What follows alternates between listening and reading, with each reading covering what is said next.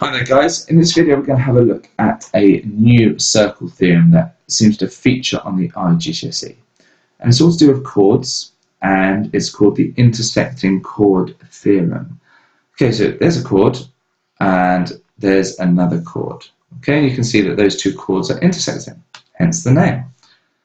Now, to make this easier, I'm going to label these points A, B, C, D, and E. Now, when they give you these, they're pretty straightforward. For example, if I say this is 3, and I say that's 12, and I say that is 6, and that is x. Okay, this may be a question. Let's ask you to find this value here. Now, what you have to remember is that the length AE times the length EC. So if you imagine starting here, you're going up to this intersecting point, and then the other side, the product of these two is equal to the product of these two, which is saying BE times DE. So we put the numbers in here. So we've got AE, well that's 3, times EC, well that's 12. It's equal to BE, 6, times X. You can tidy up. 36 is 6 times x. So it's a really bad drawing because this, you can see clearly now that x is worth 6 because 6 times 6 is 36. And that's no good. Let's say if I change that to a 4, that's probably a bit more accurate. This would have to be 9, okay, because 4 times 9 is 36. Now, these chords are intersecting in the middle, but let's say this chord is extended past the circle, and likewise another one. So they're still intersecting, but not inside, they're intersecting outside. Okay, so now let's label A, B. I'm going to call this one P because P for point, why not? C, D. I could have called that one P, but I just liked E. And let's put some numbers on here. So let's say, and the numbers aren't always nice, but I'll just put any old numbers on. Okay, so this looks like it's going to be a bit longer. Let's put an X there. And I'm doing this length here. I don't want to make the numbers crazy. So let's put an 8 there. Okay, they're not going to work nice. Now, all the rules that I'm going to show you in this video are the same. Okay, so A to E was the chord up to the point.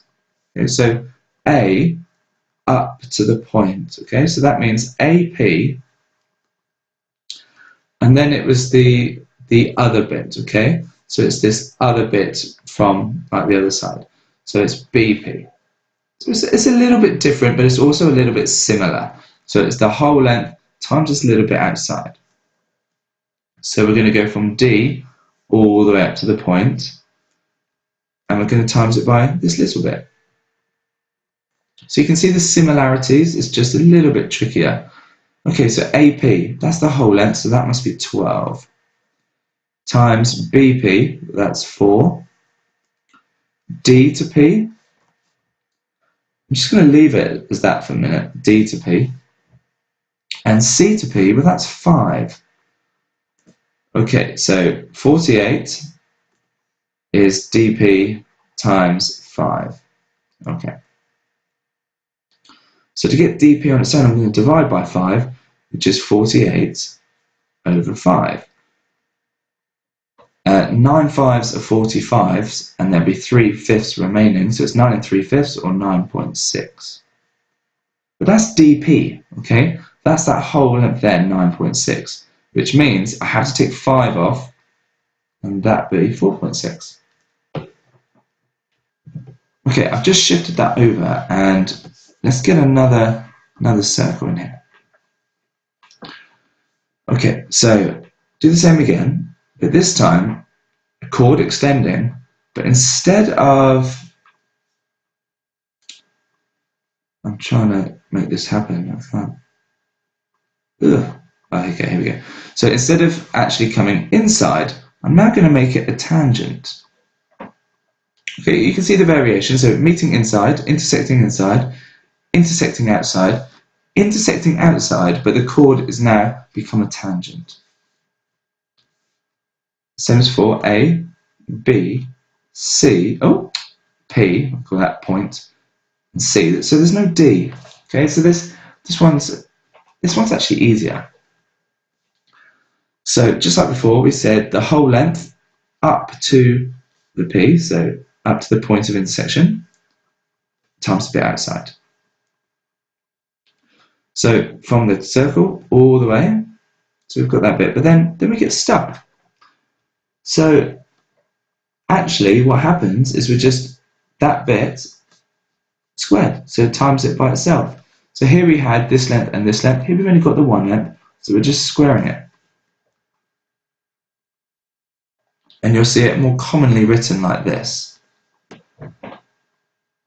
So, excuse me, if I put some numbers on, so let's put, well actually let's change it a little bit. Let's say AP is 10, and let's say BP is 4.